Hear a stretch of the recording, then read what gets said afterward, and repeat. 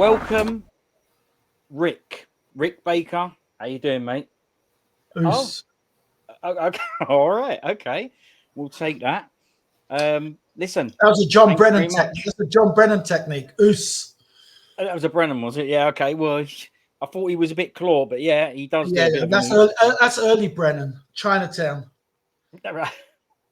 Maybe we'll get there. But Yeah. listen, it's good to see you, and thanks very much for doing this because I really appreciate it because I feel like you're supporting a fan here, a long-time fan of you, Eastern Heroes, and the Kungs. So listen, thanks very much for doing it. I appreciate it, Rick.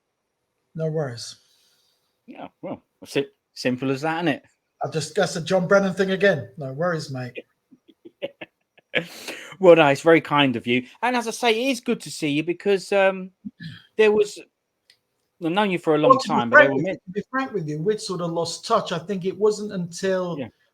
I don't know. I don't think you come to the. Did you come to the Wong Jong Lee Seni one? I was Wong Zhong Li and Huang Yin Sik were the ones that Yeah, I came I to. think Yeah, so. yeah. So after like a break, we sort of lost touch, and I think it was the first time was when we brought Wong Jong Lee in, and then you came to the Seni again for the Wong in Sick, That's and there's it. been a bit of a gap pass since then. You know, we'd all sort of gone our own way. We'd grown up a bit since those days, but we're still I here. agree. We're still That, here. You know what I mean? We're still here. listen, I never that's thought it. I'd still be here. You know, I used to say to Toby, we're VHS positive.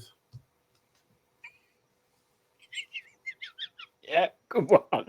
Yeah, well, same here, innit? Yeah, but you're right. We are still here. Yeah. Well, I'll use one of your phrases from back in the days. Keep the faith. Do you remember that one? Oh my, it was yours. I'm sure you That do. was early. That was the Jackie Chan fan club. That was 1988 with me and Chris Alexis. There you go. And that you know something at that time, we really stumbled on something. And I'll tell you a funny story. I'll tell you, I just opened up with a funny story. At that time, I was living in the YMCA on between New Oxford Street and Tottenham Court Road. I'd just come back from Greece, and I was living there with a mate of mine called Lloyd. And it was at that time when I don't know if you remember, I had that stall in Chinatown selling bros badges and handcuffs, a bit like Carnaby Street. And people used, because I was a Westerner, people used to come up to me and say, where can we get Kung Fu films from? Unfortunately, at the time, the ATV and the TVB shop weren't really friendly to a Westerner going in asking for a Kung. You know, they weren't really. They said there's no subs, no nothing. The guy that ran it, the guy's shop I was at the front of, a guy called John Fung. That's right. JF Trading. I remember. Yeah. His uncle was Sino. He was the one who was doing all the prints for the late night. You know what I mean? So he had TVB and he had ATV.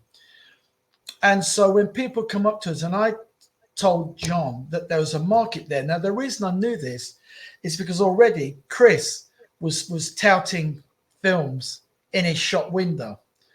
They'd done a deal with him, and it was going back to the days of Trans Global. Yep. When Jackie first came out with those airbrush Jackie Chans. Yeah, and Snake and Train, New Fist of Fury, Mag Bodyguards. Yeah. There was those, and then there was a few bootlegs like Philocina. There was that documentary that you see now very rare, the yellow cover, that behind the scenes Bruce Lee, which was that 8mm footage. And Chris would come in. What I did, I got a couple of VHSs, and I told John could we get some films? Could he rent them for us? And he did, and he managed to get us Above the Law. Yep. And a couple of others. And we started duplicating them. And then at the same time, we started duplicating Chris's. I'll never forget it. Chris come to the shop one day. We were saying, and he goes, someone's booting my titles. They're not my cup. Someone's booting my titles. And we were a bit worried because he was with a few of the black guys. And we thought, oh, here we go. Trouble. There we go. And I piped up and said it was me. And I said, well, I'm here all the time. I can actually sell these. We actually become friends. Right. And so that led me to sort of joining Chris and because Chris was getting some good tapes from the late night cinema that they were having tele-cined, and I was in the YMCA, so me and Chris came up with the idea that we should start a fan club, Jackie Chan fan club, and we could see the popularity on the street, people coming up. I remember back in those days, a lot of people, 1988, a lot of people didn't know that much about, they knew Jackie Chan, they knew Wang Yu, and you probably knew Gordon Liu because Warner Brothers had released, 8 Diagram Pole Fighter, Shaolin 36 Chambers. So there was a very scarce amount of kung fu films on the shelf. So we decided to start this sort of piracy business. And at the same time, we launched a Jackie Chan fan club. We didn't have an office. We used my bedroom in the YMCA. And people used to start coming up. We'd say, you want to see some films? I'd invite them up to the room and show them, give them a screening. And the films back then were £20 each. And people come up and tell you somebody who knows this who might be watching is Charlene Jar Ray. He was one of my early punters. Yeah. And they used to come up and people, we had this number. So people started ringing about the fan club. We were going to do a film show at the Scala. Our first triple bill, which was still one of the best triple bills, Project A2, Shanghai Express, Dragons Forever. You couldn't, at the time, that was the premier A-list screening. And so we put an advert in Combat. And over the next, before the show came up, people were ringing for tickets. It's got that. I'm walking in there one day and I got called over to the desk and they said, the manager wants to see you. And I said, okay. And I went to his office. He said, we're a little bit concerned. And I said, well, what's the matter? He said, your room's getting more calls to your room than the whole of the hotel. Because it was a YMCA. Oh, the manager of the YMCA, yeah? No, it was a hotel, but the YMCA had allocated 2 or 3 floors. So we're living in a hotel. And he got a chain of phone calls there at the front that what's going on? He said, and what's worse about it is we see young boys going into your lift, going up to your floor, and they're coming out all happy. You know, am I running? Yeah. Am I running like a Johnny Go Home sex? Am I trafficking kids through my room? Right. And I burst out laughing. I said, no. I said, we're in the fan club, and he couldn't quite grasp it, you know. And I said, there's nothing there. I said, we sell films from the room, and it wasn't going down good for me. It wasn't going down good. And it's not long after I had to move out, but we moved out there and we took the office, which is now quite famous, which you see on the first Jackie Chan folder. It says Tempo House. Yes.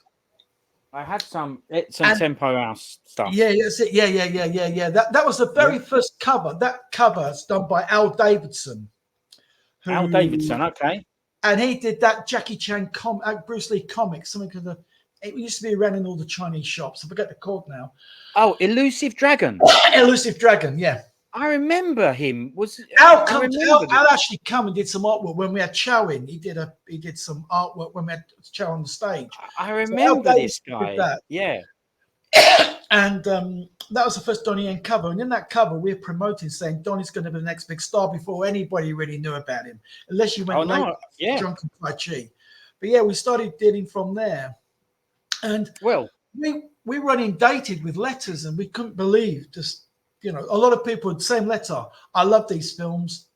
None of my family like them. You know, I'm sort of like a lone supporter, and we sort of built this like community up. And then when we did the show, we arrived there. The show didn't start at 11. We got there about 8:30. We thought there'd be nobody there. Right. There was a queue. Raymond Farrell was there. A lot of people that are still on this Facebook now. And I remember us getting these baker's trays out full of bootlegs, and people were mobbing us. You know, right? Nobody thought nothing of saying 5 films for £100, and they didn't really care because they hadn't seen. So they were taking everything. We took $5,000 the very first show that we did back in '88. You know, just on piracy. Right. And I think it was that from there that it all sort of launched off, even though we come through a very sort of illegal tunnel.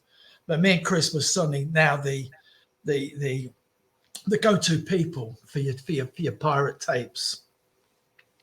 Well, listen, before you go any further, because we're getting deep already. I'm sure you've done plenty of these things before, but I kind of want to do it as, Rick Baker, my story, right? Like Jackie Chan, my story, my stunts. I'm going to leave out the stunts. I'm going to do my story, because you're right. Now, I didn't know what year, and I was going to ask you what year, but now you're telling me 88. Is that when you started in the JF Trading? Because I remember that shop in Chinatown. Yeah. There's me and a 88. guy called Keith, 1988. And Right. the idea of it was that we were going to do, like, if you go back into Economy Street, there'd be stalls outside where you could buy handcuffs. Bros was the big thing at the time, where a lot of people buy Bros badges and cut off gloves.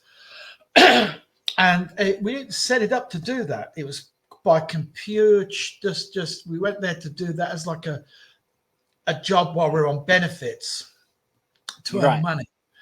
And it sort of just morphed into becoming. I mean, I was a big fan of the kung fu films. I've been since '73, but I had never thought about turning it into any sort of business until that day. Well, I remember walking down Chinatown, and Chinatown used to be pretty good back then. As you say, the TVB store, that was just on Shaftesbury Avenue, I think, when it round the corner, just opposite, parallel to it. And I, like you said, they didn't really have that much stuff. Everything in there was really expensive, and they weren't that friendly, really. We just used to go through the sales section and pick a few bits up. You could come around into actual Gerrard Street, the shop next to JRK. There was a couple of shops selling tapes. Yes. And magazines and books. And you had, was it Yap Lung round the corner, didn't you, in Shaolin That's right, Way? yeah, Shaolin Way, yeah. Yeah. So it was good. There was lots of shops there. There was bits and pieces going on. We used to buy little photographs and comics and all sorts from those places, as much as we could. Cinemark magazine was another one. There was a guy, as you go on Gerrard Street, there was a little slicey street off. He had DVDs and stuff and VCDs, so it was good for a while. But I do remember, so I'll say it from my point of view. I don't know how long you was in JF Trading. We'll get there. But when I walked down Chinatown one day, I saw Spartan X cover in JF Trading. Right, I remember it like anything. It was like a drawing, and the X was like bigger a cartoon with the X, wasn't it? An X on it. Yes, the X was massive, right? And I knew, I didn't know what Spartan X was, but I knew it was Jackie Chan, right? And I just, you know what I'm like, right? I froze. I looked at him and went, what the hell is that? And you spoke to me because you could see me floating around because I was only a kid. You just told me 1980. How long was you in that JF Trading for? Oh, we was there for like 9 months, maybe a year. Right. So the truth is then, it was, I was very, very young. Most of the time I would travel up there with my brother. So it weren't like I was going on my own, and he's 3 years older than me, right? So I was really, really young at this time. And it's good to try and know how young I was. But when I went to that shop and I saw that Spartan X, I went, what is that? I know what that is. And you did exactly what you just told me you did. You did exactly that. You told me what it was. You told me it was Wheels on Mills. You told me it was uncut. You told me it had a different soundtrack. And you invited me up to the YMCA. So I'm one of those happy boys. In that days, I was a convicted child molester. Yeah. I'm part of the Me Too movement, right? Me and Shaolin Jar. You know what I mean? In the old days, it used to be come and see my puppies or come and see my, my etchings. But then I moved it to come and look at me Jackie Chan films. Yeah, exactly. You know what though? What was even worse is I just missed it because the cinema over the road, Toby, because he didn't have enough money to go and see the films, he learned to become the projectionist. He was the projectionist in the cinema, the downstairs he told cinema. me that. Yeah. And you used to have these posters, and you had to sort of guess a bit. You know what I mean? Sometimes what they were, but you could tell by the artwork if they were going to be shape heavy. Right. Yeah. That was Chris's sleeve. That Spartan X. That was Chris's sleeve. Oh, was it? Well, this is good to know because these are things from the history that I don't know. So we'll have to try and find a picture of that, and I can try and bring it up on the screen or whatever. That's a rare cover. I don't think Paul Dre's got that one.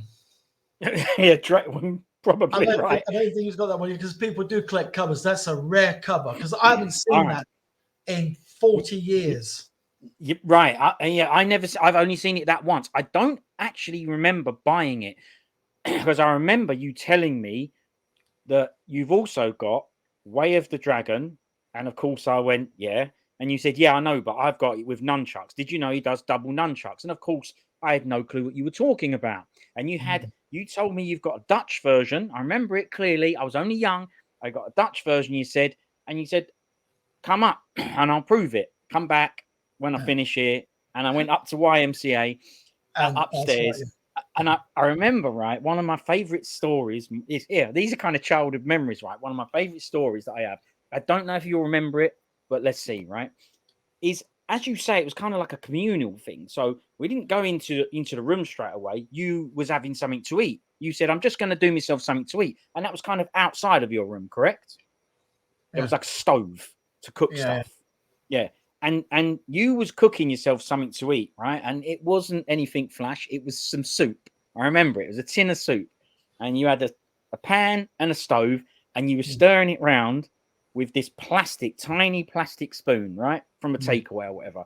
You were stirring it round, and we were chatting away, honestly, mate, for ages and ages until eventually you kept trying it. So you were doing this every time. Nah, it's not done yet. You're chatting away, kung fu.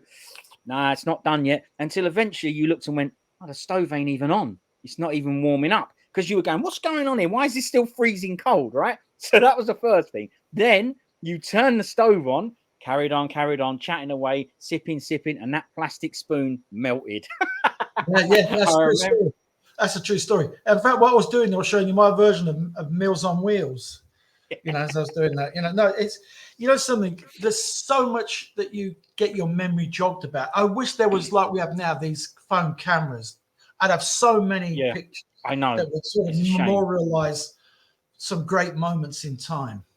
Yeah, because they, like you say, they're just memories. We had no cameras, really. We weren't Now we've got a phone. We've got a decent camera in our pocket, right? We can take pictures, take videos, and there was nothing. It's just the memories. But these are. Remember, I was only young, right? Yeah, so you had to have one of those big VHS things. The big VHS things were out there. Yeah. The people. That's right. Yeah, pirating exactly. from.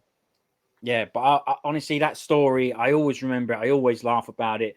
To myself and my bro, of course. It's a funny story, but I remember when I went to see nunchucks, double nunchucks, Way of the Dragon, I was blown away. And that's how it really, obviously it started before that because I was into the stuff, but that's how I started learning about original languages, different prints, uncut.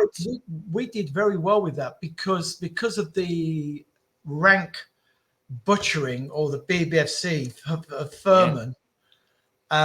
There's a lot of stuff cut in that, really. Even the Chuck Norris fight was short. Some of the other bits were out. When you saw that, the entirety, even for me, I went to see Where the Dragon with Thunderbolt and Lightfoot, and by that time, Furman had cut away the banned the nunchuck, because even the poster had Bruce just holding a stick. That's right. Yeah. No chain in the middle. Yeah. I saw Into the Dragon with the Chuckers. I saw Fist of Fury, but by the time Where the Dragon came around, and then Game of Death, it was just we didn't get that much of Bruce, and that was even worse. That was that scene was gone, because by that stage Kung Fu Monthly was out, and we knew then what was the scenes in the films. We knew then, we started becoming a bit educated, about films. So yeah, exactly. Well, this is the thing. How did you go about getting a Dutch copy of Way of the Dragon? I don't know if it was Dutch. But I do know that one day a kid come up, and his dad, back in those days, the Chinese from Hong Kong and that would send their families tapes of the TV series. That they loved the TV series out there. Yeah. And they'd also send films. With most Chinese people, they watch a film and that's it. That's why when you're going to the ATV or TVB, a film lasts about a week or two, then everybody's watched it and it's move on. They love their TV. And he come up to me and he said to me, I've got you've got the Where the Dragon. I said, no. I said, the rank version. He goes, oh, do you want to, and I've got an uncut one. I said, nah. And I called his bluff. And he goes, I'll bring it next time. And I thought he won't. I was really excited because I knew that was money. I knew that was.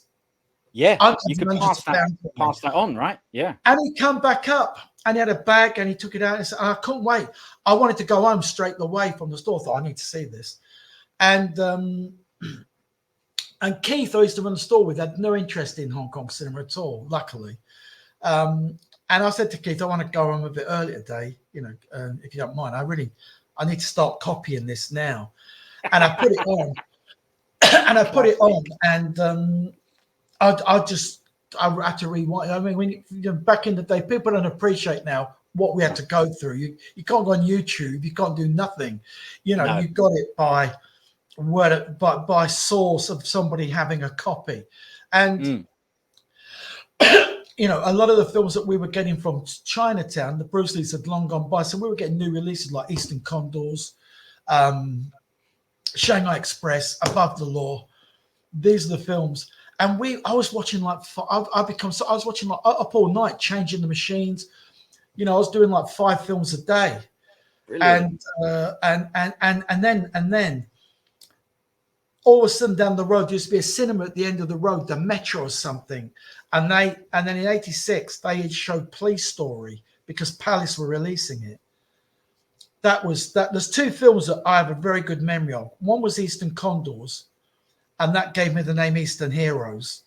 Because I got brilliant not knowing what to expect. And it was my first introduction to the whole Samos gang. And I come out of cinema, it's like Enter the Dragon Man. I thought, my God, that film, absolutely super. It's like a Dirty Dozen. And then when I went to see Police Story on the big screen, I watched it twice. I stayed in the cinema, didn't check the tickets. And I think, you have these moments in times that impact you. And I think the cinema is still the best place, if you had a good audience, like at the Scala, to see a film with the cheering and the whistles. But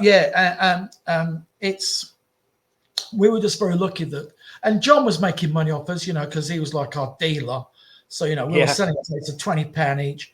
He was getting them for nothing. He was making a 10 and we were doing all the work. But at £10 back in 1988, like having 20 quid today. So yeah, got you that tin of soup and plastic spoon. You know what I mean? Done you proud. Yeah. We were still living very humbly. We hadn't started having the helicopters and mansions at that stage. Not yet. That was coming later. But I want to ask you before we get off the JF trading and all that. I believe you grew up in the Midlands, right? I'm from a town called Hinckley, which is just in Leicestershire. Okay, Leicestershire. That's right. How on earth do you end up in Chinatown in John Fung's shop? How does that happen? Well, to be very frank, a lot of my family were miners. I was convinced that when I was born or when as I grew up, that my mum had picked the wrong baby up. I thought, I should belong to a rich family, And my dad was an engineer at Burgess's. We were all sort of low-end wage-earning families. And I eventually my mum, when she divorced my dad, she offered to pay me to go and see my brother in New Zealand because I tried various jobs. I was a salesman. That's my real forte. I'm a salesperson.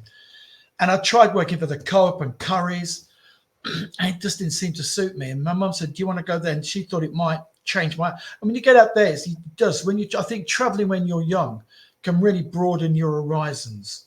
Because if you're stuck in the same town, like my family are still there, my sister's kids, they all still live in the same community. Right. I was like the first one to break out of it. And I went to New Zealand and come back. And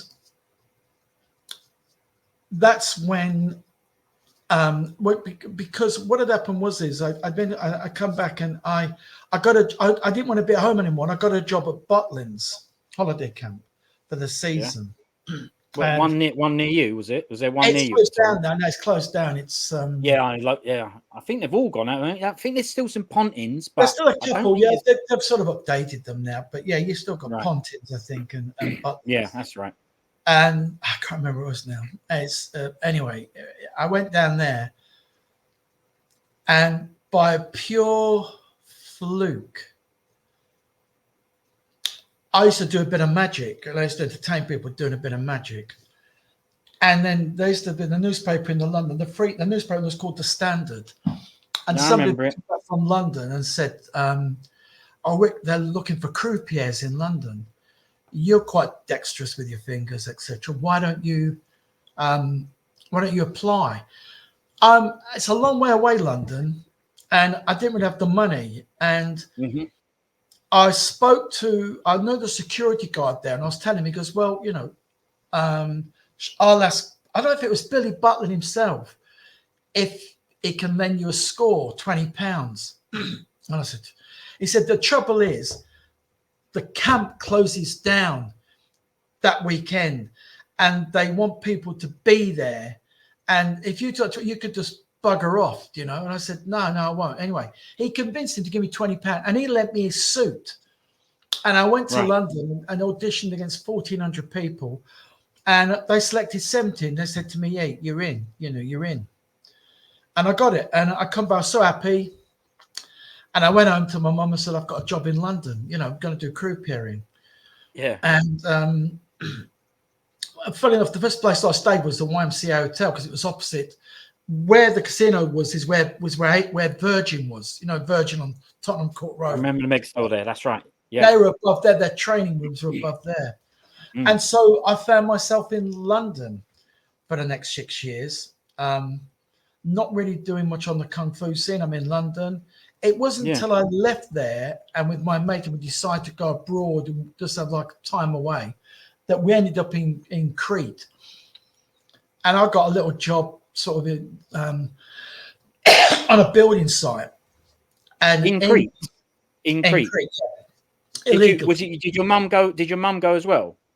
No, just me and Lloyd. No, we just went. I just wanted to travel. And I'd been to New Zealand. I just had this bug, so we went to Crete. And in the afternoons they have a siesta between like 2 and 5. You work in the morning early, but it gets too hot, so you finish. And the guy working me said, "Oh, let's go to my mate's cafe." I said, "Yeah, okay." And he said, "Normally he has a video on. It's closed, but we can go in." And I walked in there. He was at the bar and he was watching Bruce Lee, the Legend. That tape that came out in '80s. Yeah, that documentary type thing. Bloody fantastic. It's all come back to me. I said I was a huge Bruce Lee fan. I said, and I've sort of taken my off the ball, and it all come back to me. And it was from that moment that when I came back to, when we ended up coming back, I didn't want to go back home. So they were offering every year they have to allocate so many rooms to people at the YMCA that are not residents. You had to be signing on, which I was. And I remember me and my mate got there and we queued all night and we got one of the rooms. Paid for by the DHSS. And that's when I was in that room, and that's really the starting point for everything. Got the job set up stall in Chinatown, and the rest is history. In 1988, so what's that? 88, 98, 2008, 2018. Yeah, 36 years ago. Unbelievable. And the chances of me seeing that shop in Chinatown and seeking this stuff out and meeting you, unbelievable, really. But like you say, for me, it went from there as well. Do you know something? If we hadn't started that up, a lot of people probably wouldn't be on this path because they hadn't really got any access to these films or martial art films. I was with Chris and that, and we were getting video camera Shaw Brother films. Plus, we were getting the stuff from Cine Age. And, at the time, people, it was like gold dust, Yeah. You can now go on there and you can get a film on YouTube. Back then, you couldn't get a film. You had to know somebody. You had to know me. It's true, though. No, it's true, right? Because obviously it expanded way after that because we have the films and being able to get the films, but then there was the magazines and the fan clubs, and then we'll get there later. But, then there was obviously bringing people over. Honestly, when I really think about it, the people like me and whatever and fans like us, we do owe a lot to you for that because you made it big unless you was there. A lot of these people today that are into these films and that, they've not really got the history of how it all started. No, of course. Remember, we set up Hong Kong Legends, we set up Made in Hong Kong, we set up MAI, we had Eastern Heroes label. Yeah. So what people don't realize is how much me and Toby actually did and brought it from the underground to mainstream with Hong Kong Legends. Yeah, you're right, because this stuff when it was back then and it was these bootlegs, okay, yeah, it was bootlegs and this, that, and the other, but there was no choice. And yeah, I had stuff in the vid shops and whatnot. I knew Jackie Chan was. That's why I noticed Spartan X, right? Yeah. But I didn't know about original languages. I didn't know about alternate titles. I didn't know about things being cut. I didn't know about everybody else. There was very few about. All you had was the Warner Brothers. You had a couple of the Mad Mission films were out there. The Aces Go Places. And then you had the Rank doing the Bruce Lees and Drunken Monster and Snake and Eagle Shadow. That was your real pick of the crop, really. Yeah, actually, Warner Brothers was quite good, wasn't it? Chinatown Kid and, like I say, Shaolin Temple. It wasn't until VPD decided to unleash best, making that it really became a little bit more. And we used to love going to VPD and see Mr. Shaw. Shaw, he produced Fist of Legend. He produced Fist of Fury 3. He used to show us the stills and that. Yeah, I mean, when VPD come out, there's another label called Moonstone that did Flying Guillotine. And then there was Stanley Productions. Stanley did some films. Was that the Waldorf Street? I remember Stanley Productions. I used to buy iconic videotapes from him. Yeah, they released some films. I didn't know. I don't remember them releasing films, but I know the place. Yeah. Because I ended up working in Film House, so I know where it is, I think they did the Wang Yu one-armed swordsman verse with, is it with the Pops' brother? What's that one? I guess I'm getting old. It was like the one-armed swordsman. It was Luke Lacayan, I think. It was in it. Then Pops' brother. It was they had films. Oh, Lago Wing. Yeah, Laco Wing. Yeah. They had films. Stanley had films. Wow. Me and Toby actually brought the master for Shaolin Red Master. Ah, yeah, the Chen Kun Chun film. Yeah, brilliant. Amazing. What? See, this is the thing, right? I used to go in Stanley's to buy E120 Konica tapes. Yeah, blank tapes. Iconic 120s, E120s.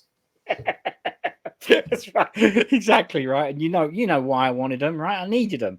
But yeah, he was good though, because he would sell them to a kid that walks in there. He would give you a good trade price and all that on it. Brilliant place, love it. Stanley's, yeah, it was a good one. So yeah, there was lots of things, lots of films coming out. I remember, like you say, I don't know, Legend of the Golden Pearl. There was stuff in the vid shops, but as you say, once VPD, then it went a bit, crazy, which was wicked. I mean, it's great for us, but even so, all the new stuff. Remember, you was coming out of all the new stuff as well. So it wasn't just the old stuff that was uncut or different languages and stuff like that. You were keeping us up to date with all the new stuff. Because as soon as it came out in Hong Kong, they could get it for the Chinatowns around the world. You know what I mean? So you go to the Chinese theater. So that's how you get the latest. We had it within a week or two of it coming out. I mean, I've had films before people even knew they existed. I had Island on Fire from my mate in Taiwan. And back in those days, they used to do a midnight screening and they'd look at the crowd and then you get it and it was be cut. Like at the beginning of the Taiwan print, it goes back, Once Upon a Time in China 2, it goes back to part 1. So I got this film Island on Fire and I remember ringing Bay Logan up at the time. And nobody believed me. And I said, it's got Wang Yu, it's got Sammo Hung, it's got Jackie Chan, it's got Tony Leung, or Andy Lau. They were going, there's no, never heard of this film. And people went crazy when they come up and saw it. I said, there you go. Took it down to the cafes in a bag. There you go. Island on Fire. Nobody knew that film was coming out. It just dropped. And Bay thought he was on the pulse. And he said to me, Wang? I said, yeah, Wang Yu, Jackie. And I said, I believe the story behind it is that he ripped up Jackie's contract with Lo Wei to go and do Drunken Master. And then one day he calls his favor back in. All those, because he's a gangster. Yeah. You're going to do this film for free. And they all had to go and do it because that was in Wang Yu's book. Well, and now they're re-releasing it. Look, like you say, they've just re-released that now on Blu-ray. The Prisoner. Island on Fire. Yeah. When you had this idea on 330, you must have saw Cool and Luke and these films said, I want to do a film like that. You know what I mean? This sort of like prison thing. And all power to him because it's a decent film. Yeah. But as you say, this stuff was I mean, you said you saw Police Story. Was that in the Metro? You saw Police No, Story? but we went and saw Police Story, and then the Golden Harvest used to Yeah, have their office on Waldorf Street. that's right. And Chris had gone in. The woman on desk, they give her a bit of food. Tell you what, she sneakers a tape out. First Mission and Police Story. Me, I said when I watched First Mission at VPD, I thought there's not much fighting in this. And then you realise there's the car park fight scene. There's the one in the mental home. And I said, my God, it's got like 2 whole fight scenes cut out of it. Yeah. And then we got Police Story. It starts off at a birthday party. I said, Christ almighty, you know what I mean? And we did well with those tapes because we were saying to people, you've not seen this. This is, the word was uncut. That was the word. It's uncut. Uncut, exactly. You always used to write it on the tapes as well. You used to write it. Yeah. Bum, bum, bum, or the best one was uncut with chuckers. They love that one. Yeah. Yeah. But I always say to people, I had a bootleg of that film, you know, with the car park fight and the hospital fight. I mean, it was. I got that from you. We gave the clips to Lawrence when Lawrence released it. He released his Heart of the Dragon and MAI. He wanted to put them on as extras because the quality wasn't quite that good, but you know, it was a selling point. People used to come to us. We were so ahead of the game back then. And people saying, what birthday scene? I said, yeah, they meet everything in the other. But I said, no, come up to my room. Yeah. I'll make you happy. Yeah, you did. Yeah, go into the room. I'll just knock in the door. Yeah. Yeah, it was brilliant, man. I loved it. They also had late night in Leicester Square, didn't they, where they showed Chinese films from that's where I started. I mean, I missed because I come to London in 81. I was just about missing I went and saw a few. I saw not Seven Steps, what's the one where he goes and challenges them all? God, my man. Seven Grandmasters. Seven Grandmasters, yes, Seven Grandmasters. I saw some there, but I missed the sort of the heavy bit. I had some great stories from Dave Sinclair about it. Yeah, I was too young. I never saw any of that stuff either. Yeah, so I sort of missed that. But then I started going down because I lived up on Tottenham Court Road. I could just walk down at night time. Yeah. And I went and seen, and I saw the first thing was Eastern Condors. And from then on, you know, and even when I saw The Killer before people saw it, and I was saying, got this new genre, and I sort of coined that word heroic bloodshed. And I said, it's come through with guns. You know, that's right. We tried to break so much at that stage, and it was pretty hard. Taking people from Jackie and Bruce to saying, look, there's other people out there. There's a lot of stars out there that you'll enjoy. No, listen, you bang on. And I was talking, I think it was the Tarek I was talking the other day, and we were chatting about heroic bloodshed and whether you came up with that. But you confirmed you did. It's confirmed. It's in like one of the very issues of Eastern Eras. I coined it. That's the good thing about it. I've got magazines like we did the first cover for Donnie Yen. I don't say everybody put a cover on for Donnie Yen. You know, we were the first one to say as a star. We're the first person to bring him in. You know, we brought Gordon Liu in. We've brought Donnie in. We've brought John Woo in, Maggie Chung, Jet Li, Chow Yun-fat. I mean, it's quite a... Let's say that I don't see anybody doing it today. No, yeah, look. Yeah. There you go. Lord Christ, that's how I remember you. That's Lloyd behind you. That's the guy who's to live with. Is it really? That's Lloyd. Wow. Well, there you go. I don't know what happened to him. We lost sort of thing. Where is that taken? I'm guessing it's the It doesn't look like Old Street where we did the training. Well, it's not Chung's restaurant, that's for sure. It looks like it wasn't Louis. No, it weren't there. I can't remember where that was. You know, we trained in there, didn't we? I must have been around somewhere. Because that's like a spiral staircase. Look at those days there. Look at Donnie, man. I've never seen these photos before. Well, no, it's good. Well, look, all right. So you mentioned a few of the people that came over there.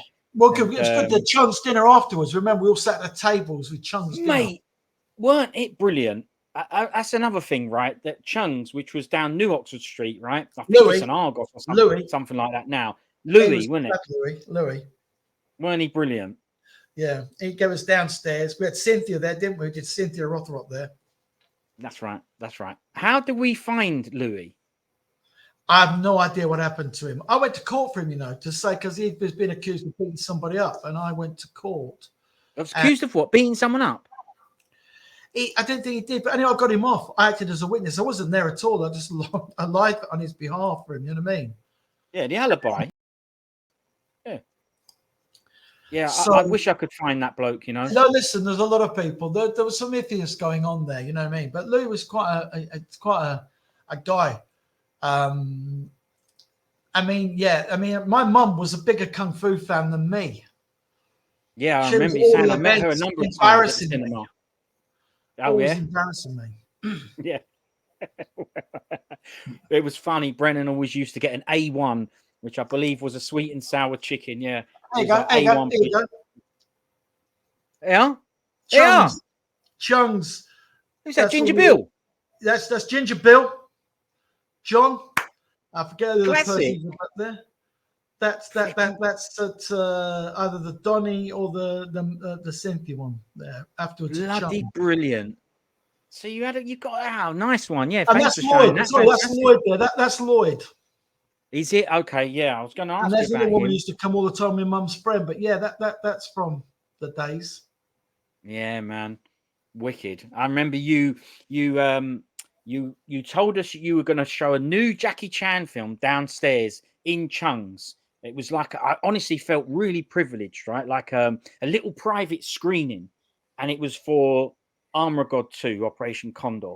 And you said, look, it's not cinema and all that. It's going to be rubbish qual or whatever. But if you want to see it, come downstairs to Chung's. I can't remember how many of us there. There was literally a handful of us down there, and it was the crustiest yellow qual ever.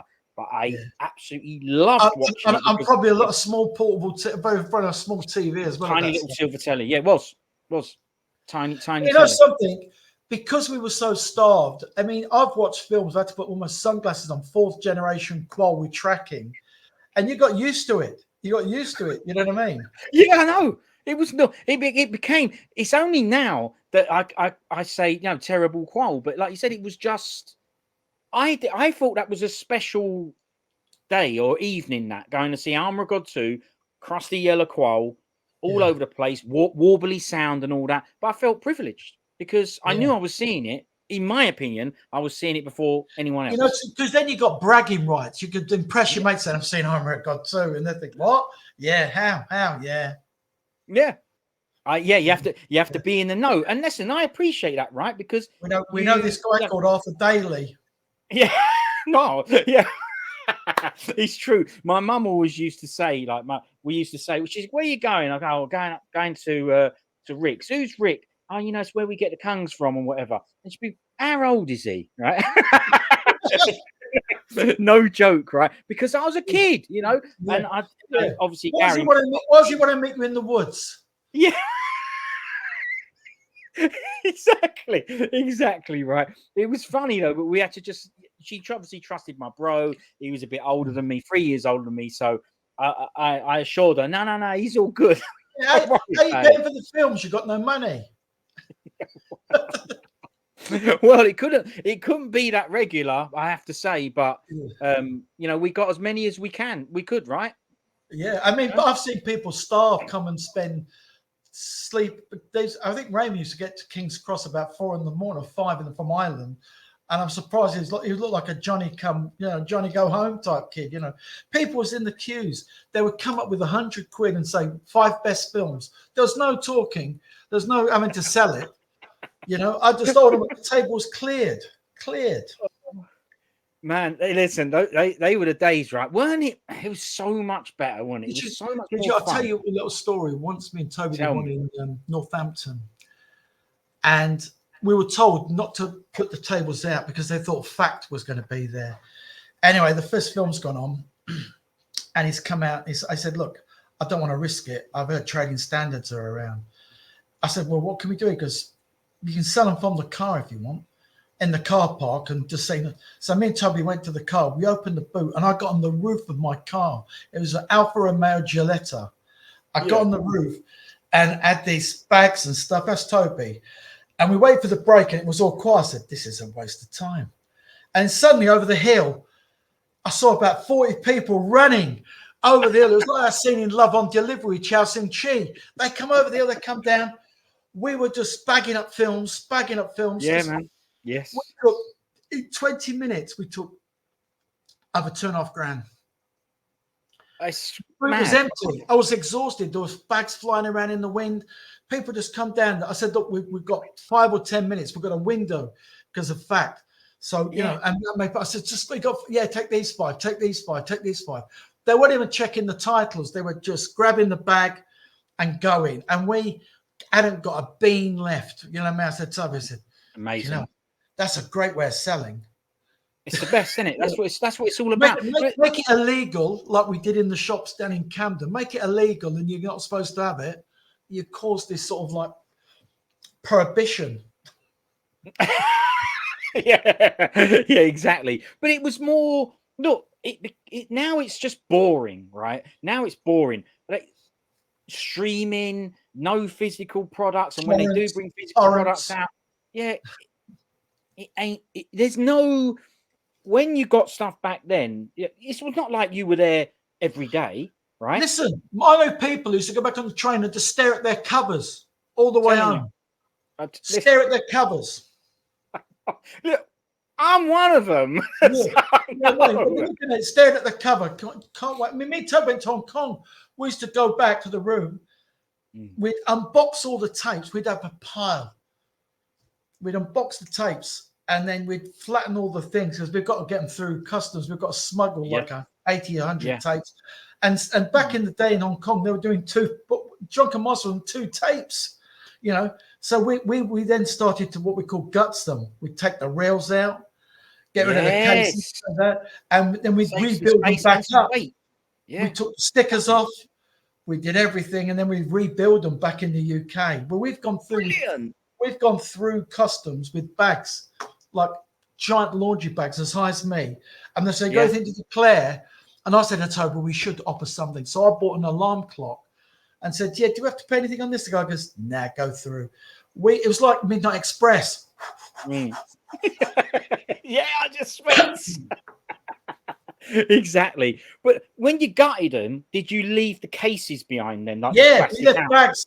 Yeah, we stacked them up against the wall of the hotel room. It was called gutsing. The slave would come out. We have these folders. We put them in. We take all the labels, peel them off. We'd stay up all night. Had to be done. One of Toby's routine was we'd get off the plane. We stayed in like a cheaper show. We'd throw the bags in, and then we'd go straight out. See, every time we landed, there was some kung fu film or Jackie or something. We'd go straight to the cinema. Come out. When we were exhausted, it's like a flight in. You'd just collapse. But then you set your alarm for like 11:30 in the evening because Temple Street Market's opened up, and you're going down there to hunt. We walked into shops and said, we looked at to want to buy a film. She goes, which one do you want to buy? I said, the whole shelf. And they're going, what? and they're so methodical that you had to spend an hour while they locked them all out. Bought the shelves of films. Didn't buy one, just the shelf. You look at the Kung Fu East Nearest videotape #1. We're in the Laserdisc shops. You know, we're giving like an in view. You know what I mean? We, you know, on the very first one, when me and Toby created the first video magazine in Hong Kong with Sammo Hong Kong, Yun Bio. Yeah, I mean, best ever, right? I mean, this is a thing. You were opening up that market to all of us. You would go and do it, and then you'd come back and sort of spread the word around, and you'd tell us this film and that film. Look at this one. This is a new one, and I didn't know the background of how you got them. We got so good that we could find the right space to show the clip that people would get lured in. You know, some wiki kick, and you say that's it. They go, yeah, I want that. Oh, mate. Well, what did you say a little bit earlier? You said you're a salesman at heart, right? You just needed the right thing, and it's exactly that's right. You just want that one scene, and they think, oh, look at that, you know.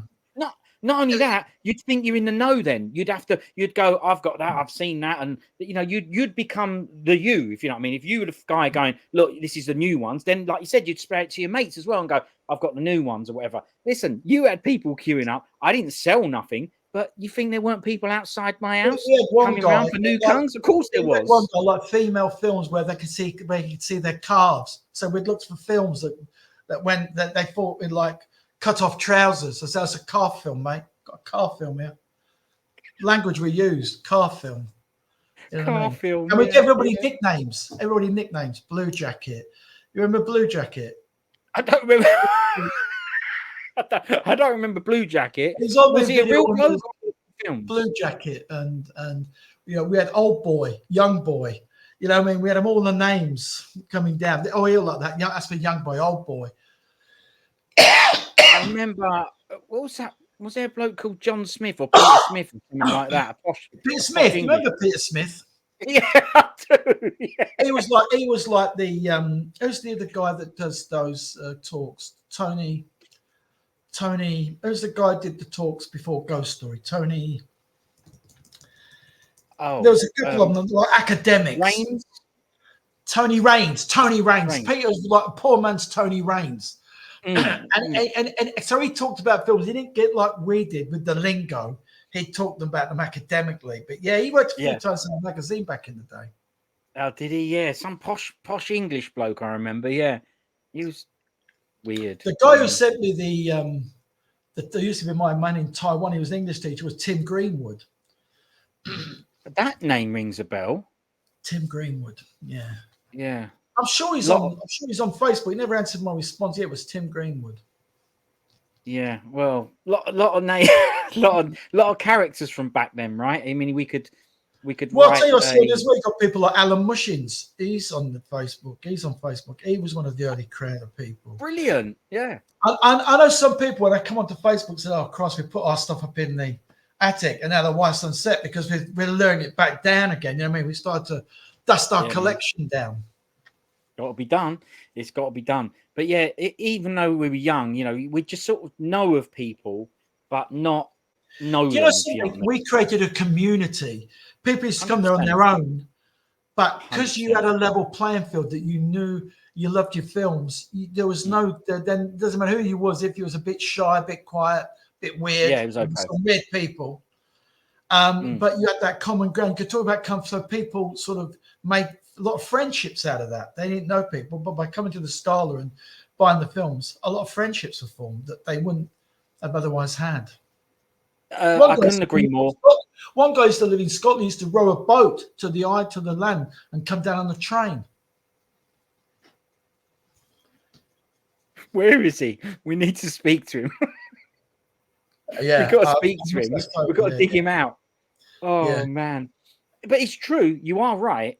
It was a friendly. It was crazy. It was crazy on Alexander Lowe Ray. He used to go, Alexander Lowe. I love Alexander Lowe. Oh, you like Lowe Ray? Yeah. Well, I mean that's understandable, but yeah, it was though. You're right. It created a nice atmosphere, and there was never any trouble. Everyone was nice. Everyone was friendly. Everyone got on with each other, even the people you didn't know. You know, it was lovely. The Scala didn't want to do it in the beginning because they thought it would create fights. They thought it'd be a violent crowd. Because I said it's all white collar. You know, we're not doing the late night, which was one audience. This is, if you look at our screens of that, it's predominantly a white audience. You know, they think, oh, you know, it wasn't. It was predominantly a white audience, and it would never could have the quiet. We tried to relive those late night movies because the black guys loved it. They, you know, they would. I've heard stories of people crying after watching Warriors 2 on the steps. Like, so emotional. Dave Sinclair told me they rushed with Warriors 2. They rushed the projectionist and forced him to put on the M-reel again. Unbelievable. You know, they forced him. You know, because you see that when you had a silver fox on or the underdog goes in. I mean, people got they saw people that I knew like Sinclair and a lot of these people. They saw things in these films we couldn't see. They were on such a different level. You know? You wanted to be in their level, right? They just saw it differently. Yeah, but we all picked up stuff from names of the people in the films, you know, the nicknames for them, and some of the phrases and words that they used to use. We hung around it. That guy, you know, Dave Sinclair, the abbot, he was such a lovely fella. I haven't seen him for donkey's years, but you know, he was brilliant. He used to invite me around his house to watch Kungs. He was just such a lovely bloke. Dave Sinclair, you know, the abbot. I'll tell you what saw him for you to come down to the Kung Fu Cap. Alvin, yes. I didn't know him, but he was part of that. And there was another bloke called Bob, I think, as well. Yeah. Got a stutter. I don't Has he? So has he been to the calf? Did he come down? He just come down a normal cafe, not a kung fu cafe. But it's good to see him. Yeah, of course it was. Yeah, brilliant, man. Yeah, all those guys are well good. Like you say, nice community, lovely. But I want to know how you get from bootlegs and spreading the word, as we say, to screening the films. So because that's a big step to actually, because now we're talking about proper screenings here. Why I don't know. Was it Scala was the first? Was that the place when you It was screened the first because, one? like Was I that said, Scala? John Fung, Yeah. his uncle had the prints, and after we saw the demand for the prints, I started saying, we should do we should do a triple bill, but in the daytime, because people are Inga's going to get version, home. yeah. People are going to go home. So we spoke to him, and he went in and said we wanted those 3 films, and then we talked to the Scala cinema because it was by a train station. So Okay, that was the reasoning behind it. Yeah. And we convinced them. In fact, I've become good friends with Jane and all the people since then. But we convinced them that this wouldn't be a violent thing. People, it's a good crowd. We'll be our own security. Nothing will happen.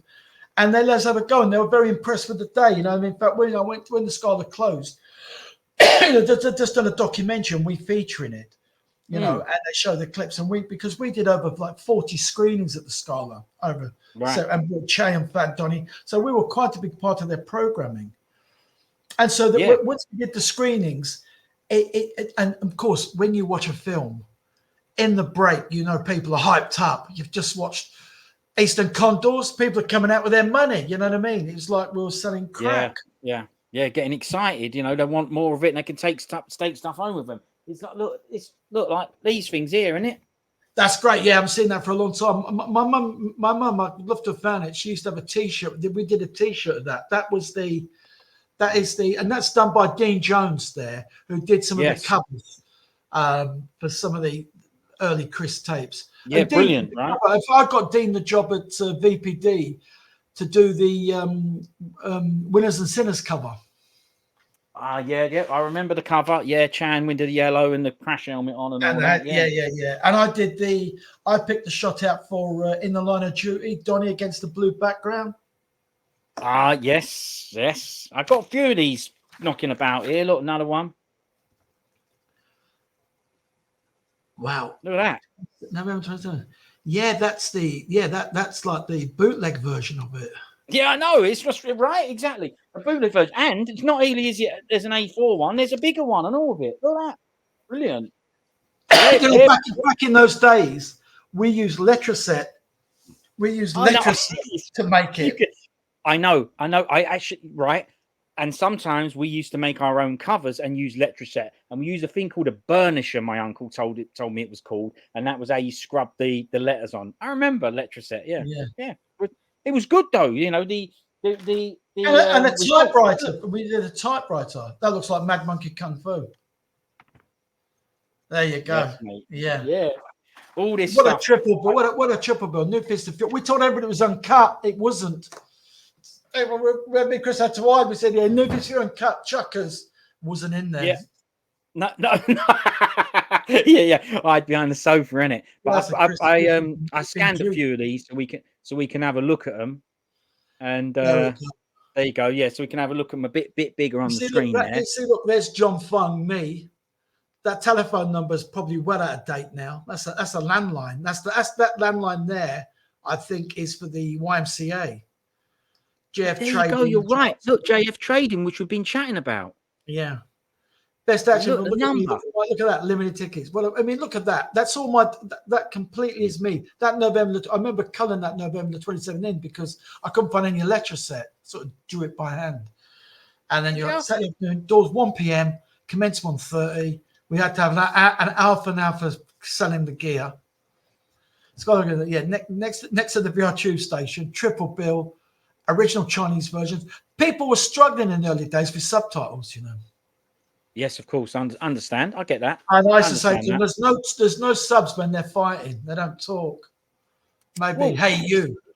Yeah, I mean, we'll go through a few more of these, but while you've mentioned that, I do remember talking of subtitles, you mentioned Donnie Yen, and And you're right. You first introduced me to him, and I'm proud to say that the first Donnie Yen film I ever saw was his first film. So I was there from day one, and it was Drunken Tai Chi, as you well know, and it was because of you guys, as you know, and it was raw, no subs, cinema. Yeah, I mean, Yeah. we had a lot of films that were raw. You had to be. Some people would, if there's a lot of fighting in it, you get away with it. Yeah, I mean that one, it didn't matter. You know, as long as they had the sound effects and there was a good opening, maybe in front of red or something, and you had a good you had a good end fight scene. The trouble is, good kung fu films, there was fighting. So you used to make the story up in your head. Yeah. It was an amazing film. I did not care that it was raw. Again, felt special. And let's face it, right? All these years down the line, we actually know that was special.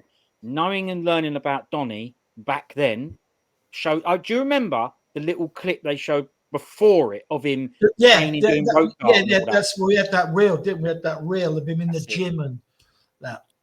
Yeah, that's it. Like a teaser trailer, like a show reel, as you say, for Donnie first. And even that, everyone went mad and had the whistles and all that.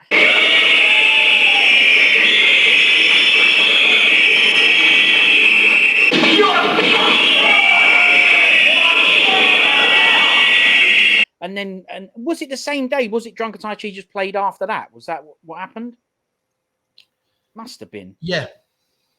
See, I mean, and I'm saying it's right from day one, right from early days. And I remember this is going to be the next big thing. And not only was you saying it was going to be the next big thing, that show reel was brilliant. Drunken Tai Chi was absolutely brilliant. And then we got to meet him and train with him as well. And he taught us movie fighting and everything. It was absolutely amazing. I mean, Donnie was a bit pissed off actually by the Sunday because he'd just flown in from Thailand where he was doing Holy Virgin vs. Evil Dead.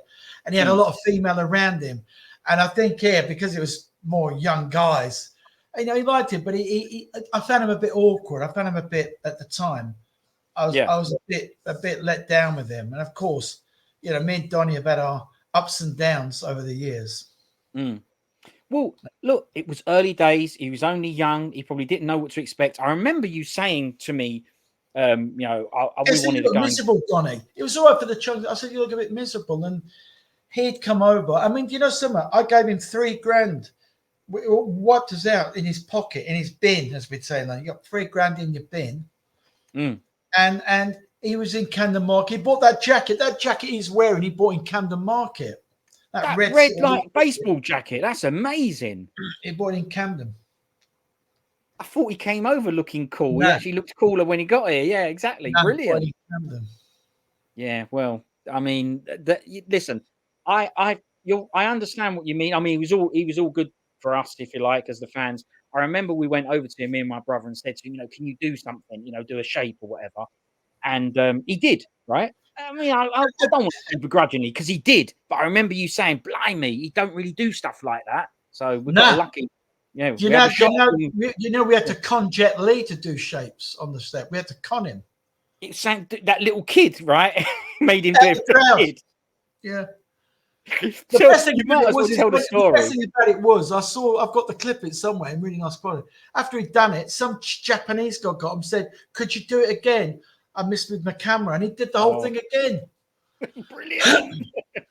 So explain what happened, because it was like you say, you sort of made him feel like he needed to do it because a kid asked, right? You got a kid to ask. Well, we had the briefing. We'd taken Jet to his hotel. He was staying at the White House Hotel up by near on the way to Camden.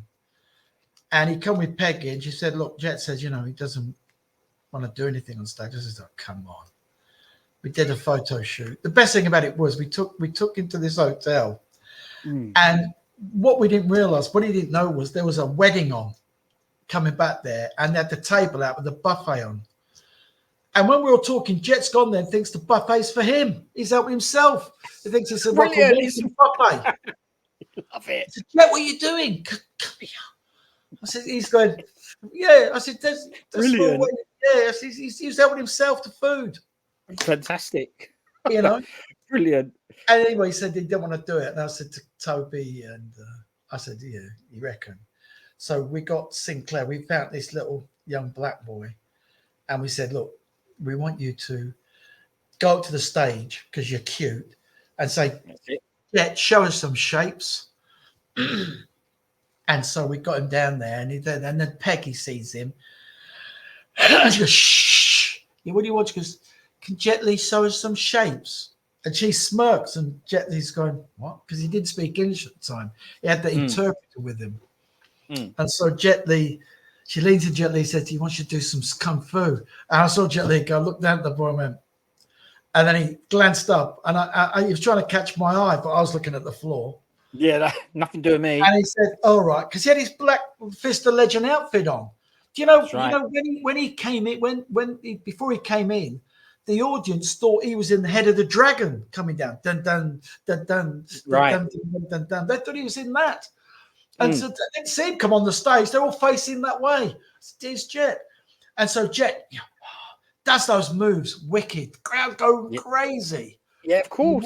You know, and now he's done it. He's sort of, you can see that little smile at the end. You know, he does that little smile. You know, he knew. and then he did it again. It was really like a moment in time for me. No, really. Yeah, me too. Well, good job. But you obviously we didn't. Have you ever seen that. the clip? Have you ever seen the clip? Yes, I have seen the clip. Yeah, and I have seen the clip. But where's this boy now? Then the little boy. Do we know? Oh, twice. You know that's. I don't know who he was on the day, and it was just a random, you know. I know, but he's going to be a bloke now. I want to chat to him and see if he remembers it. God knows. I really don't know. That's a job for us. But just to add a bit of context, there he is. Me and Jet. You know what I mean? That was in. I was obviously. Was that? Did you take him to the cinema store? Did you ever? I saw him on the guy behind on Panorama. He'd gone to work for. It was like a bodyguard for Saddam's team. Yeah. Blimey. Oh, there you go. That was from that day. Look at his. Well, he was part of what do you call it? Flashlegs group, wasn't he? He had the video shop Flashlegs. Do you remember Flashlegs? Flashlegs videos. His kid went on. He's on those chats for a lot. He was still doing a lot of stuff. He become like the next guy doing all the stuff. But Flashlegs. No, I don't know Flashlegs bloke. Flashlegs. He was a good kicker, but he had a video shop, and he's got Flashleg Films, and he's come and buy from us, and then go off and redupe them in his own shop. I think someone else told me about this guy. Was it like in Forest Hill or something? Yeah, that kind of area. No, that's Benji. Oh, is it? Okay, yeah. Well, there you go. Yeah. Who's on Facebook, but he doesn't put his name on there. Okay, but he's on. I'll name him. What's his name again? Yeah, yeah. Let me know. He had the shop. He only opened at night times. You go there, and he would only open at like night time, and it smelled of weed in there. I don't Benji. I don't think he'd mind me telling there. What's he called himself on there? Shaw Golden. Shaw Golden. Okay. Well, you know, maybe we'll get him out of the woodwork for chats. You never know. Oh, yes. Maybe Chris says, yeah, we used to deal together. He's a nice fella. Shaw Golden. Let's have a look at some more of your screening posters. Yes. This was a double-sided one. And when you spin it round, look, they are. By popular demand. Scala Theatre. I tell you what, though, I don't think I'm finished with this one because that, honestly, you did all that yourself, yeah? Yeah. You know, genuinely now, it's pretty good, right? Look, I tried to copy the late night flyers. Yes. Which had a certain charm about them. You know, I mean, they weren't professional. They were just what got me was the one they showed for the victim. You just got Wilson Tong's feet, the white socks, and said, check out Wilson fighting like Michael Jackson. Yeah, I didn't know that. Yeah, good one. Yeah, just with the white socks and on his toes, isn't it? Yeah, on the toes. That was it. That's all it needed. That's it. But look, this is a brilliant thing. Look at that. Chan's even telling you it's only £6. You know what? Oh yeah, it's very creative. Very creative. It is though. Look, it is. And what about Brilliant Deal? £6, 3 films. Yeah, come on. Mind you, that was probably 1989, 88, 1988, you know what I mean? So 40 years ago. That'd be like 40 quid now. Yeah, I know, it'd be mad now, wouldn't it? But what a great triple bill as well. Look at the films. See, this is the thing. Look what you were giving us. Look at the films. I mean, they're all. To be honest with you, that you'd be on a constant high. You've watched Eastern Condors, you like that. You've watched Project A2, then you're going down with Dragons Forever with Benny the Jet and Yunhua, Kinect, Yunbio doing some great. I mean, you're hard to be. You know, you'd need beta blockers when you come out of there. No, you bang on. Yeah, there's no let up there. It's all power. You even got a little bit of description there saying it's the latest blockbusters. No, you crammed a lot in there, you know. Well, look at the year 86, 87. We're in 88 there, so we're only sort of like a year later, you know, because all those films came out. Remember, Samo and Jackie have split up. So Samo's gone off to do Eastern Condors and took his group. So Jackie took off with his Mars and whatever. Samo brought in Yun Bio, Yun Wu Ping, Karata. He had Joyce Cadet. He brought them all in. And I love Project A2, but them doing that created Eastern Condors, which for me was the film. It was like it was modern day. We were suddenly now in modern day. We'd moved away from old school. That was a program of modern day. Yeah, no, I know what you're saying. Yeah, exactly. Well, this is the thing. This stuff, right? We went from traditional, and then there was kind of a bit of a moderny crossover. So I always found that, you know, Dragon Lord was precursor to moderns. It ain't a modern, it's a tradition, but you know, the fighting style and stuff. And obviously, it wasn't long after the modern day come out. The modern day come out. So after Zoo Warrior, where Troy Harks brought the Star Wars team on, when Jackie and Samo got together and started their Twinkle Twinkle Meals on Wheels, that for me was the beginning of proper this new style of fighting. You know, not that we'd seen this new style of action, which was, you know, like stunts that, and in a modern day, it's a police story. You know what I mean? That was the beginning of modern day. Millionaires Express, even though that was set in sort of like an older period, but modern day suddenly become. We started splitting the genres up. You had old school, you had fantasy, sword play, heroic bloodshed, modern day, and then of course creeping in at the back end of that Cat 3. Yeah, of course. And we had a bit of vampires and stuff as well, right? Yeah, the ghosts. Yeah, I think under sort of like horror fantasy, because like say fantasy goes into that category. Yeah. Cat Freeze. Yeah, I remember that stuff as well. Let's bang another poster up, right? Let's have a look. There's the one we just had there. Look at that. So now a bit more Dean Jones professional style here. Yeah, I mean that is if you've got that poster, which very few people have. Oh, I almost want to reproduce that. I almost want to do like a laser copy and give it away. Look, did you laminate this at the time, or did I do this? We laminated some. Yeah, you must. I mean, you know, I might have got it laminated, so I just don't remember. But yeah, it's absolutely lovely, isn't it? It's fantastic. Look at it. Yeah, I must get a Xerox of that. I'd like to do that at the front. That is so symbolic. That really is the starting point. It was from that way onwards. So that date, and that date's wrong, I think. We put December the 11th. I'm sure it's the week after. I'm sure I made a mistake with the date. I'm not too sure on that one. Right. Yeah, no, it was November the 27th. Then it moved to December the 11th. Look on the original flyer. Okay. And we had to put it forward to them. So that's the error on that one. Original starting point on the cheap poster. But by the time we get the next date out, Dean's done a wicked poster. Okay, yeah, I was going to ask you how we went from this to that was the original date, and then it got moved for some reason. I can't remember the reason why. Okay, and then it gave you time to time to do this. I mean, look, it's got the proper logos and everything. Look, I'm going to ask you because the way you mentioned it when I brought it up, I could tell there was some sentimental attachment there. How does it make you feel looking back and looking at things like this and thinking back to where you are now and thinking back to then and all the I stuff much you prefer to be achieved? back there. I loved it then. It was a rawness. People were just on the same level. The internet's made everybody an expert. And yet I don't know how many film sets they've been on. I don't know how many things they've done. You know what I mean? I feel like we've got a rich history. You know, we were there. I was there in '73 when Bruce Lee broke through. David Carradine's Kung Fu. I mean, I'm 64 now. Right. Yeah. Well, you look the same, mate. But yeah, I know what you mean. There's history And there. so there was an energy back then that is lost now. Although there's still people supporting it. But for me, you know, to be there in those days, the only thing I'm sad about is I miss the late night days.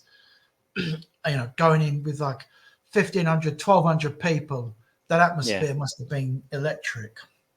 Yeah, it must have been. But you got to try and remember that you're saying you missed that on a personal level, that you didn't go to it. I was too young and I didn't either. But I think people, the people that weren't around in this moment, no matter how much they love their films, this era was like a discovery for people. There was like a light, you know, and wow, you know, the people started seeing these kung fu films, and it was like you either liked them or you become an addict. Yeah, that's right. Absolutely. And everybody had a Bruce Lee moment. Everybody might have had a Jackie Chan moment growing up. Sure. But then some of us stuck with it. I don't watch really much of the new films today. And that's why the new book, with that book we did, The Essential Guide, we stopped at the end of the 1920, because I thought that was the golden age, 70s, 80s, and 90s. Yes. I've just seen some good films made, but it's a bit like black and white films, you know, and cowboy films.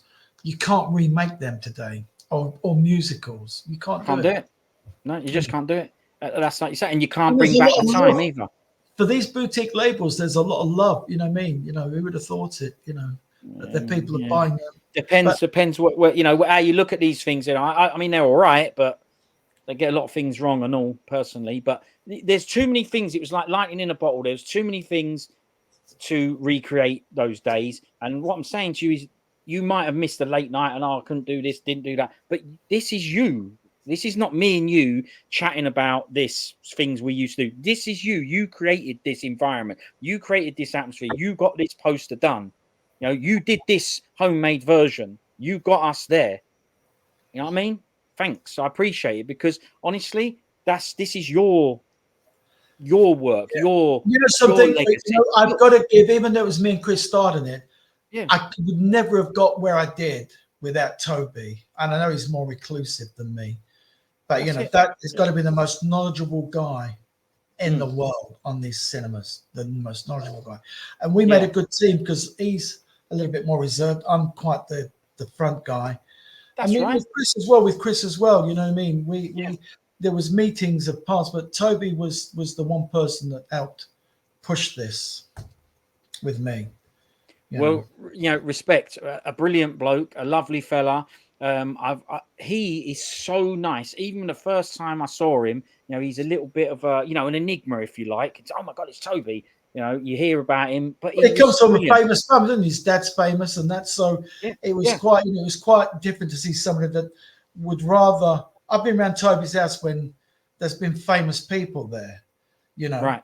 And I remember Toby. I said to him, God, you know, you got Michael Caine coming in, or you've got, and then you've got people like Roger Daltrey. He said, yeah, they're not a Venom. See, that says it all, right? That says it all. But he's always so nice, so genuine. I remember when I first met him, or no, couldn't have been the first time, but maybe the next time. It was very, very early on. And he brought me a copy, an Orig VHS of All the Way Boys, Bud Spencer and Terence Hill, simply because he knows I love Bud and Terence. I just thought, this guy is amazing. And he's been lovely and accommodating to this day. You know, he's very, very giving with his knowledge and stuff and his time. I mean, he's not an easy guy he's not really a sociable guy. But I know that. But I've traveled around the world with Toby, and some of my best memories. You know, what I mean, even though we've not worked together for a long time. Yeah, it don't matter. It was right to shout him out for sure.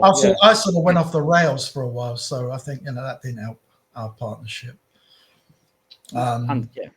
But we we're still speak. He's coming down here, I think, in a few weeks' time. They're doing a documentary in Taiwan on kung fu movies, and they're going to come and film me and me. So excellent. Well, that's good to hear. Let's do one more of these. Okay. One more of these because I've got one more. So there you go. Jackie Chan Fan Club. Now it says the 23rd of April, but I don't have a year. So is this, are we getting a bit deeper into? This is 91. This is 91. Okay, a few years later. Yeah, look at that. Because you can see, no, actually, it's before that. Because we've got the tempo house on. So this would be right. Good clue. This would be 1990, 1991. Look at it. Is that Dean Jones again? Drawings? Yep. It's absolutely fantastic and of a time. And I know the memories that this evokes for me. I know how it makes me feel. So I can only imagine how it makes you feel reminiscing and looking back at this stuff, because it's part of it's part of who I am.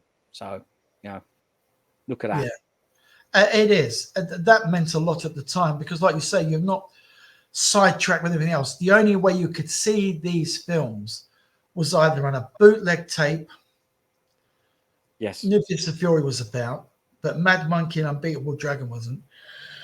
No, or on the screen. And the late night scene had finished, so this was getting a chance because I remember when they screened Cripple Avengers, Kung Flashlegs did it, Pete, in Brixton. Was it Brixton? Yeah. And we put on the same night as Titanic. And we got there as a queue. Right. And I said, shit, I was going to tell me they're all going to Titanic. The queue was for Crippled Avengers. Brilliant. Unbelievable, isn't it? It's mad, isn't it? There's a once you're in it, this stuff, you're in it. As far as I'm concerned, it's the best. All of this is inspirational. I mean, I've got drawings of it somewhere. A lot of these scenes and everything. I've tried to draw it and all that. And I distinctly remember sitting there and watching all of these films. But the one that made a real impact, well, Mad Monkey, obviously. But I remember watching Invincible Shaolin, massive screen, qual, never seen it before. Amazing. I mean, just brilliant. You know what I mean? As soon as it comes on, dan da da da dan da da da dan da da da da. I was like, this is brilliant. And you know what, Rick? The people in the cinema that were sitting next to you, they were brilliant. Always nice, always friendly. I always remember a guy. It wasn't this film. It was 2 Champions of Shaolin, I think. And he said, I've got, I don't know who this bloke is. He's not a friend. I don't know him. On his own. This is what you said. You said this earlier, right? A lot of people turned up on their own. This guy was on his own. He went out, said he needed something to eat. He came back with a portion of chips. He didn't just come back with a portion of chips. It was funny because when he came back, he'd missed the nunchucks fight. He said, did I miss anything? Like, yeah, you just missed a brilliant fight with nunchucks. But he offered us, and the chips and all that. He's like, do you want some? It's gone. Yeah, there's a really good, healthy community, Yes. And some of the people are still around today. Some of them, I don't know where they are, but some of them are around. I know some of them are dead as well. Yeah. But it was, and like you say, I don't care what happens unless you was there in that moment of the late night, sort of end of 70s, going through to the end of the 90s, early 90s. You had to hunt for tapes, you know what I mean? You had to have a source. It was like a drug. We were like drug dealers, people. Yeah. Some people wouldn't tell their mates who we were, where they were getting them from. We said, go tell them we want to make them. No. I go back there, impress their mates. I got this film. Yeah. And they wouldn't tell them where they were getting it from. You know what I mean? We was like a secret. Yeah. Would come back. Yeah, because they wanted to be the next, the next level down. A guy comes in and shot because, gosh, he's calling and said, I got all these films because my mate, he's got somebody gets the films from me. We were talking. I said, what's he look like? I goes, oh, you mean? He goes, oh, you're his dealer. I said, He goes, I can't wait to tell him. Yeah. He's the dealer. He's got to the source, the actual source now. Yeah. So Brilliant, listen, Rick. look, I'm going to have to make a break now. Well, let's just I sign could this one actually off. do 10 hours of this. Me too. There's enough story. How we condense it down. I mean, there's so many stories. That's right. Because Well, I've been working on an autobiography called Dubbed and Dangerous. See, they go, coining new terms, right? Heroic bloodshed, dubbed and dangerous. Brilliant. But look, we don't want, look, if you're okay with it, then I'm okay with it. I don't want to condense. You know, I'm fine. No, I'm fine. Whatever. Listen, I'm fine. Really, I'm fine to do this because it's good for me and I enjoy talking about it. And it's good to talk about somebody that also, I'm not telling somebody stories. You're relating to somebody who's actually there. It's like talking about the war. You know, if you were there in the day, rationing and that. So no, I'm happy to do it. I can come back on tomorrow night and we can do another hour and a half, 2 hours. Yeah, no, wicked. Let's I don't know, document it, and chat about this stuff. I absolutely love it. Listen, I really, really appreciate it. No joke. I've loved it. I've totally enjoyed it. And more than anything, it can only happen if you agree to do it and you come on. Sure. So truly, Rick, thanks we'll very much for tomorrow night. We'll make a day for tomorrow night. Thanks. And listen, I'll say it now because I don't know if I do say it to you, and I believe I haven't, but thanks for all the stuff that you've done over the years, and it's created, some fantastic memories.